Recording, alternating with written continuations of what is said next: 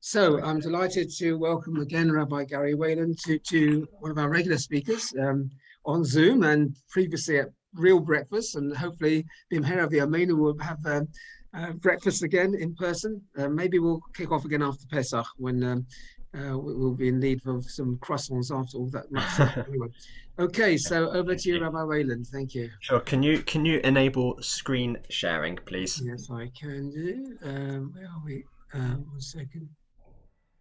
Uh, yeah, okay, you should be able to. Fine. Thank you. So I'm going to share a source sheet in a couple of minutes. If anyone wants to sort of sneak ahead, I've put the link in the chat if anyone wants to get a sneak preview, but we're not going to do all of that, so don't worry. So as Stephen said, we are today is Purim Katan. The first of sort of Purim Katan, and then tomorrow is Shushan Purim Katan. So we get 2 minutes off davening in the morning. So to everyone's delight, it's funny in shul whenever there's a sort of Tachnan, sort of how happy people become as a result of sort of like not saying the tefillah is quite remarkable, but it certainly lightens the atmosphere. So we're going to speak a bit about this day, and more generally about the leap month, Adar Rishon, Adar Sheni in general, and kind of what it teaches us about Purim. So some of this is going to be a bit technical, and some of it is going to be sort of more thinking about the meaning of this month and this day. So just as a way of background, for any of the sort of more mathematically inclined. So just as a small bit of background, we have a leap month every roughly 7 out of 19 years, roughly. So Jewish calendar roughly goes in a 19-year cycle. It actually goes in a longer cycle of roughly 250 years, but sort of we'll save that for another time. There's a statistician in Woodside Park called Michael Baxter who did all of the calculations and has got a very detailed book of them.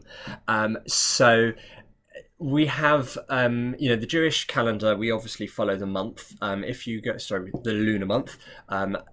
A lunar month is roughly 29 and a half days. So our months are roughly 29, 39 days, normally alternates. I think this year is an exception because we've got 2 full Adars, so that's something that's not going to happen for a while, I think. And a lunar year is 255 days. So what that means is that we're roughly 10 days out for a solar year every year, and therefore roughly every 3 or so years, slightly more, we have a leap month. So that's where we are. That's kind of like the very, very big background. This is a mitzvah from the Torah to have a leap month.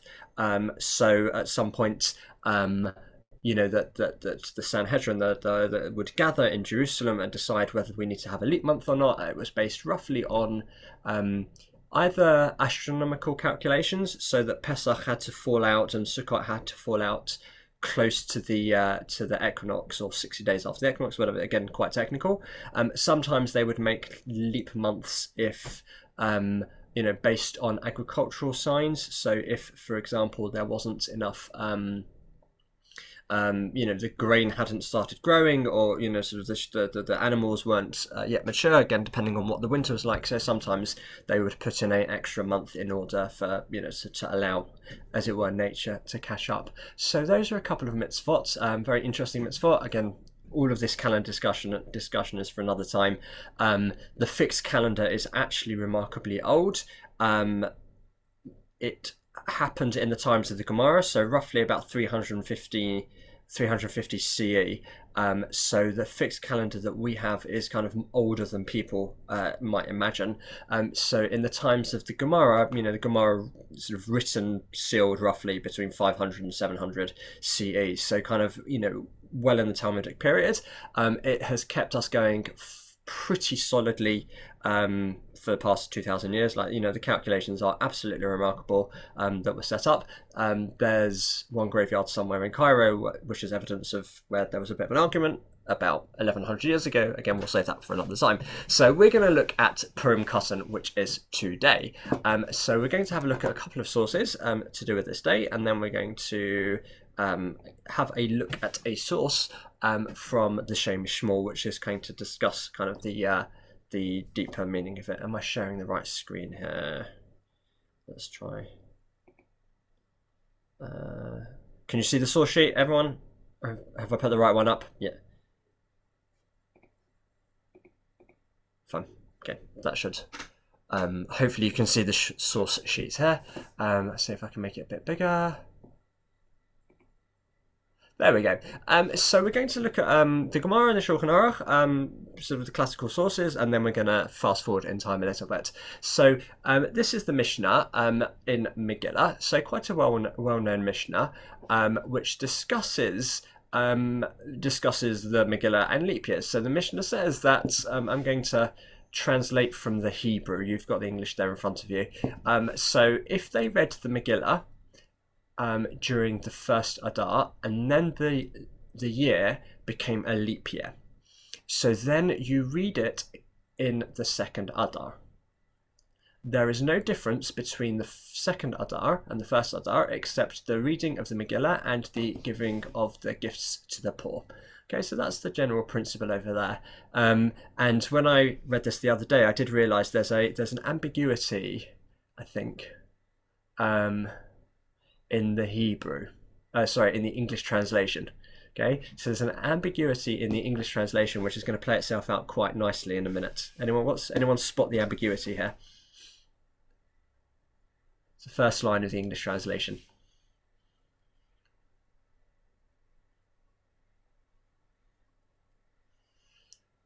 So is the English... Says the people read rather than current. Yeah. Okay, go on then. Go on, Steve. It says if the people read the Megillah, then the Hebrew says Karu et Megillah. They read the Megillah. I don't know. It's got the English. So, all right. The bold is the direct translation. That's how the current translation works. The bold is the sort of more direct translation, and the words if the people is added in for sake of readability. But you actually read it one way. The Hebrew is definitely in the past if they read the Megillah. The English, I think there's a slight ambiguity. Am I right there? If the people read the Megillah, if the people read the Megillah, there's a slight ambiguity over there, I think. But actually, there is a discussion about this Mishnah. So the Mishnah is speaking about a very specific case. So as we said beforehand, before we had a fixed calendar, the Sanhedrin, the High Court, would get together and they would announce, they'd look into the matter of making a leap year. Now that process, when they announce a leap month, so it could happen anytime really from after Rosh Hashanah up until the end of Adar. This Mishnah is discussing a very specific case. It's discussing the case where they decided, for whatever reason, that they only made their decision about making a leap month after Purim ostensibly had already happened. So they've read the Megillah, it's now the end of Adar, and then before Nisan comes, they say, do you know what? We're not quite sure about the agricultural situation over here. It could be there's not going to be enough food. There's not going to be the grain for the Pesach offering or whatever. We're going to make a leap month. It's speaking about after they'd already read the Megillah. And it's speaking about a post facto case, which is quite a rare case, because normally they'd have more of a sense beforehand. So there's a discussion in the Rishonim, in the sort of medieval authorities. What about when we know in advance? If we know in advance, then what's going to happen? So the Mishnah, as we have it, says that you need to read the Megillah again, but for some aspects, for example, the festive meal, the celebrations, giving Mishalach Manos, giving gifts to one's friends. So in those aspects, it's still got the status of Purim. But that's only talking about a case when they made a leap month after Purim had already happened. You need to read the Megillah again, but it's still got a status of Purim. So there's a discussion about whether, if we know in advance, which is obviously the case today, we know every year for many years when it's going to be a leap month and when it's not going to be a leap month. does the day have any sort of status of any kind of Purim or not? So that's the discussion. The Mishnah is speaking specifically about post facto. It's speaking about a case when they've already made Purim. But what about when we know in advance? So there's going to be a discussion over that. So I'm going to zip ahead to today, which is from the Shulchan Aruch. So the Shulchan Aruch, again, we're skipping forward about 1300 years over here. So the Code of Jewish Law, and this is written by Rav Yosef Cairo in the 16th century, and importantly for us as well, there's going to be the notes of the Ramah. So the Shulchan Aruch was written in Sfat by Rav Yosef Cairo, and I mean there's an amazing backstory to this actually. That so Rav Yosef Cairo was the leading posek in Israel, and the Ramah, Rav Moshe Isserles, was the leading sort of rabbinic authority in Poland. I'm sure if any of you have been on a tour of Eastern Europe, you've been to the Krakow shul. One of the things they take you to is the Ramah's shul, which I think is remarkably still standing. And so I haven't had the privilege of going there just yet. So they actually started working on the same project at the same time, the Ramah and the Rav Yosef Cairo. And obviously because communication, they had no idea that they were sort of working at the same time. And the Rav Yosef Cairo finished his work in Sfat as Rav Moshe Isserles was sort of finishing his. And in a remarkable act of humility, Rav Moshe Isserles said that rather than sort of publish and have two works saying exactly the same thing, he decided to convert his work to being a commentary on the Shulchan Aruch. So that's the work that we have in front of us. And what we often have is arguments in the Shulchan Aruch which reflect different traditions between Ashkenazim and Sephardim, but it's going to play out in a nice way over here. So this is the last section of the Code of Jewish Law of Orach Chaim. So the Shulchan Aruch is divided into 4 sections, and the first section is sort of daily life, so prayers, Shabbos, festivals, and it concludes the very last chapter is to do with today, with Purim Katan. So that's what it says over here. So the title is that we don't say Tachnon on the 14th and 15th of Adar. So that's the title of this short chapter over here. So again, I'm going to read the I'm going to translate from the Hebrew over here, which is slightly less clunky than English. So I'm reading over here. So the day of the 14th and 15th of the first Adar, we don't say Tachnan. Okay, so the English over here is we don't fall on our faces. That's the process of what we do in shul. It sounds quite odd in English. So we don't say Tachnan, and we don't say the Tefillah. We don't say the Psalm Ya'ancha Hashem, which is the one we say sort of towards the conclusion of the service before Ashrei, which is to do with Hashem, asking Hashem to save us from our suffering. So we don't say these 2 prayers. It is forbidden to give a eulogy and to fast. So the halacha is, again, how this is applied in practice is obviously a whole larger discussion beyond the scope of here, but on a festive-like day, such as Chanukah, Purim, Rosh Chodesh, one is not meant to give a full eulogy. Again, how that applies in practice is for another time. And one is not allowed to fast as well. That's going to disappoint some people, I know. So on this day, we don't say Tachnan. One cannot give a eulogy. One cannot fast. But no other things apply, right? So it's a day in which sort of the negatives are sort of cancelled, but there's nothing positives. There's no sort of active celebrations about it. And the Shulchan Aruch says that some people say that one is even allowed to give a eulogy. Oh.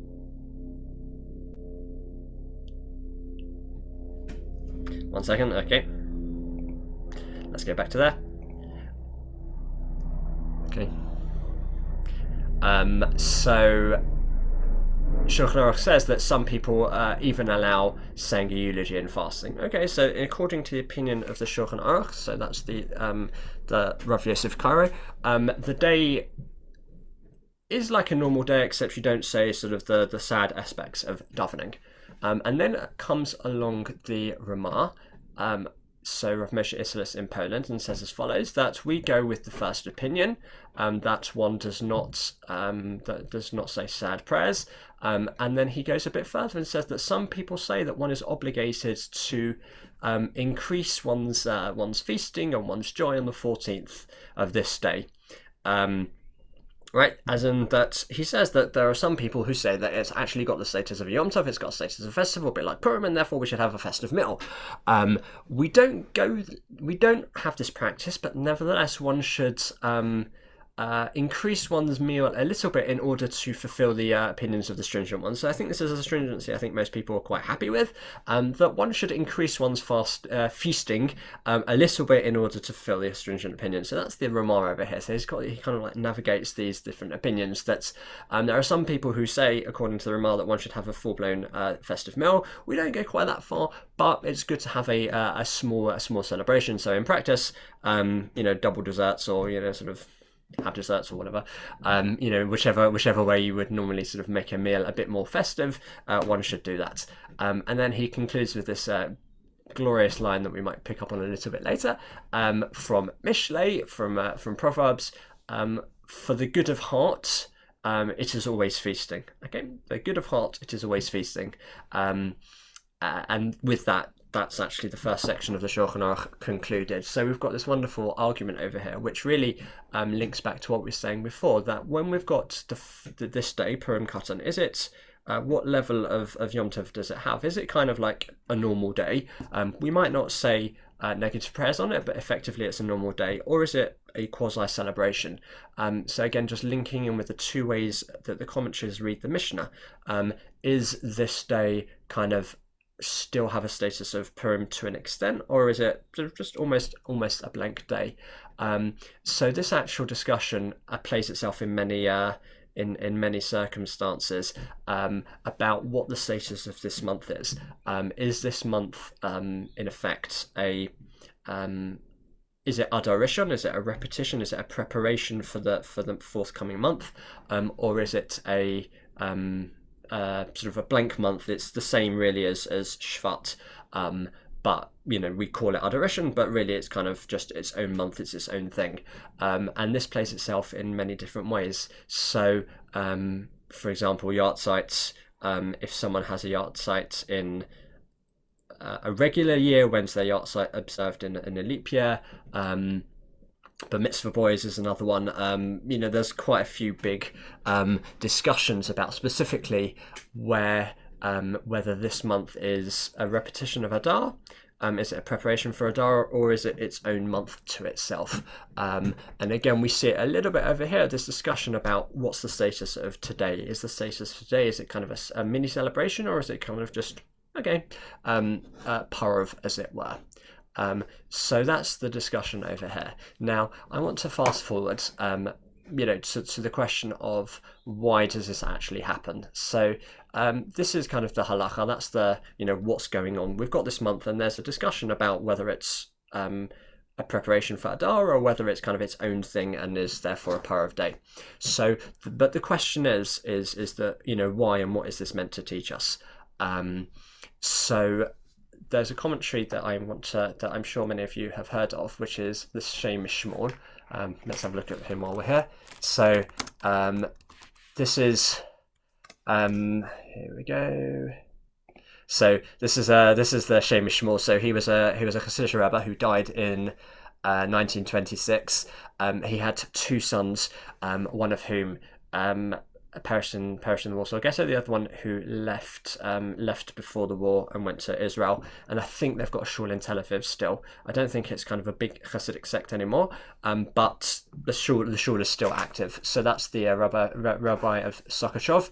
I have no idea where that was, but there were two rabbis, father and son. So there's what's known, the first Sokachov Rabbi is known as the Avi Avitri, who was a very, very important posek, halachic decider, and then his son, who wrote this work called the Shem Shmuel, which is very well known. There's actually kind of an English translation by Rabbi Belovsky that is quite well known, but it's a beautiful commentary on the parasha and the festivals. And really, one of the remarkable thing about him is how he links together so many different aspects of Torah thought and sort of brings together the common threads in sort of thought and looking at the deeper meaning of them. Like the Hebrew is very, as Hebrew goes, it's very, very easy to read. Some of the pieces are quite long, but it's very easy to read. And if anyone's interested, I highly recommend having a look for the English book, which is translations on the Parsha. I think you can find it quite easily online. I think sort of they have pieces on the Yeshu website. I don't know if the Shul Library has it, but again, it's quite easy to find. So just to have a look at one section from this, which again, it's a much longer piece, but just to have a focus on here. So he says as follows. He says that the miracle of Purim had two aspects for it. He has what he calls a double miracle.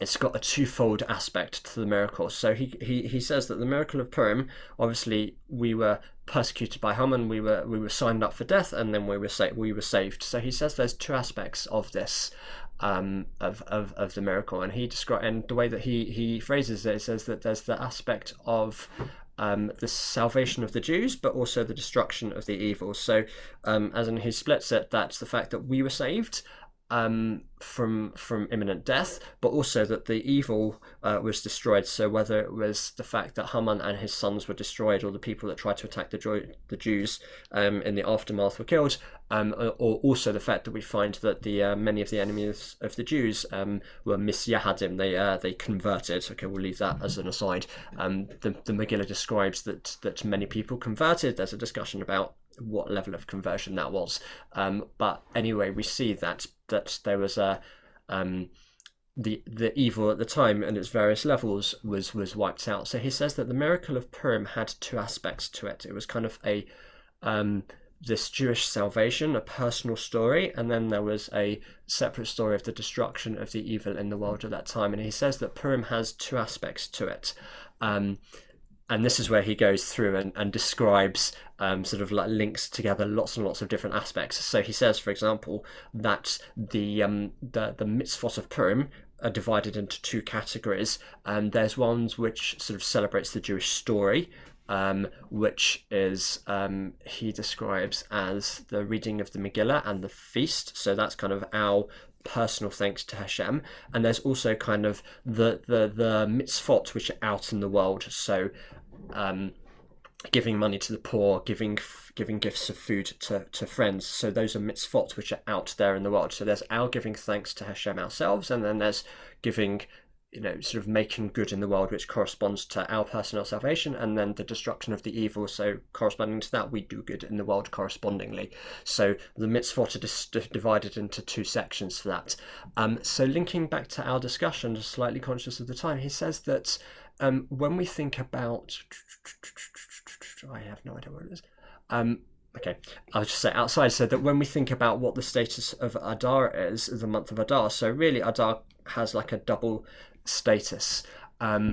On the one hand, it's the preparation for spring. It's the last month of the year. It's the segue into Pesach. This has halachic impact as well. Pesach is obviously the month of freedom. It's the quintessential freedom of the Jewish people. So Purim acts as a preparation almost for Pesach. It's sort of the closure of the winter, and it leads us into Pesach. So it says the month of Adar, generally speaking, has two aspects to it. It's that which is the conclusion of the darkness of the winter, but it's at the same time, it's that which takes us forward to the spring. So leaving the bad behind, but also moving forward to the brightness of spring. So therefore, he says that when you've got a double month of Adar, the month is the extra month, halachically has a discussion. Is it an extra month to reflect on the how to fix the darkness of the winter? So as in, really, it's kind of its own month to itself. It's its own thing. It's sort of another winter's month. Or is it really another month of preparation for the brightness ahead? So that's why he says halachically that this month has two aspects for it. It could be it's kind of its own month to reflect on the darkness of the winter, or it's to move forward. And that's why he says that halachically it plays out in lots of different aspects. So that's a very brief overview of quite a large topic, but just to summarize, we started off with this this Mishnah which says that there's not a real difference between these 2 months, and then we saw the halacha that halakhical discussion about this day of Purim. Is it really considered just sort of a Parav day, or is it a day of celebration? Is it considered a blank month, or is it really a preparation for moving forward? And I think this idea is really beautiful. Obviously it links in with Purim, but sort of in a wider aspect as well, that generally when we're trying to make the world better, we're trying to do what's known as sumera. We're trying to sort of leave the bad behind, but also think about the good as well. And therefore, when we're thinking our mitzvot, in a way, they're trying to sort of correct the bad habits we might have, but also to try and sort of build ourselves up positively as well. So we've got those two aspects of the mitzvot of Purim, but sort of generally it kind of influences sort of all the way that we conduct ourselves in our Judaism, and as well as our general conduct. So we'll park that there. Hey, thank you very much. Does anyone have any thing they want to?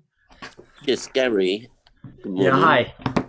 I live a stone's throw from the Sons Hasidim. Right. They wear stramels today. Okay, fine, very good. So you should be wearing. So you should be wearing yours as well, Martin. No, I left mine at home. Sorry. Very nice. You mentioned this guy, this Shemu Shmuel from the Rabbi of Sochachov, you said, yeah? Yes. Yeah, I don't know where it is, but my maternal grandmother's maiden name was Sochachevsky, so I presume that my family or forebears came from that same town. So maybe he was my Rebbe. I don't know. But, Okay, good. So we'll research your Strimel for you, Stephen. Very nice. Yeah. Any other comments? Any questions or anything? No. Okay. Well, thank you so much, Rabbi Wayland, for joining us. It was very welcome. Very interesting and most topical discussion, because most people think, what on earth is this weird day? Why am I missing Tachna now? What's going on here? So anyway, now we had a bit more insight into minor Purim. Anyway, I will. And tomorrow. And tomorrow, minor Shushan. Yeah, maybe they're celebrating Jerusalem tomorrow. Anyway, on Shushan. Anyway, we will see you all again next week. I'll circulate details of the speaker later in the week. And have a good day. Enjoy your Hamantashen and other. Two-sided. Only small competition. Yeah, two-sided. Yeah. That's right. Okay. See you all. Have a good day, everyone. And thanks again to Garry. Thanks a lot. Bye. Bye. Stephen, wish you long life. Thank you.